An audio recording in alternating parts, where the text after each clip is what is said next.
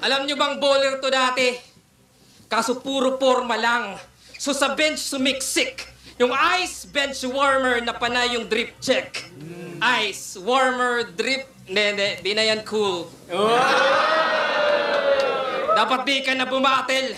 Dapat nag-stick sa sidelines. Ngayon natutunaw na yung ice at ito yung high tide. Natuto lang mag-rhyme-rhyme. Feeling overjoyed na yan. May nalalaman pang ice water. I-water boy ka lang! Oh, mismatch! Isang bench na water boy, tapos no bars, tinapat sa sinagtala isang future all-star. Kaya sinong water boy? Baka sa Dota, Morphling. Oh shit! Yung wave niya pang giba at yung ultimate na skill, manggaya ng iba. O baka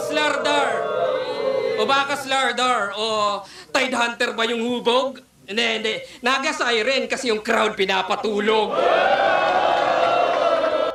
Solid na naman yung ano dito ni Sinagtala. Nag-umpisa siya sa basketball na na scheme. Tapos nagbanggit siya nga ng mga yung cooler, yung water boy, yung bench, yung drip. Pa ba? Tapos yung all-star. Tapos ngayon nagbagsak siya ng mga Dota heroes, no. Mga Dota heroes 'yun sila Tide Hunter, Naga Siren, Morphling. Si Morphling yun niya sinabi. Si Morphling last skill niya yung nanggagaya nga siya ng hero. Pati pati skill nagagaya.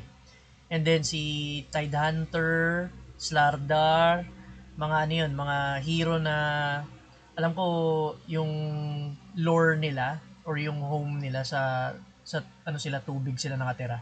Si Naga Siren naman parang si Rena. Last skill niya yung mapapatulog yung mga kalaban na malapit sa kanya.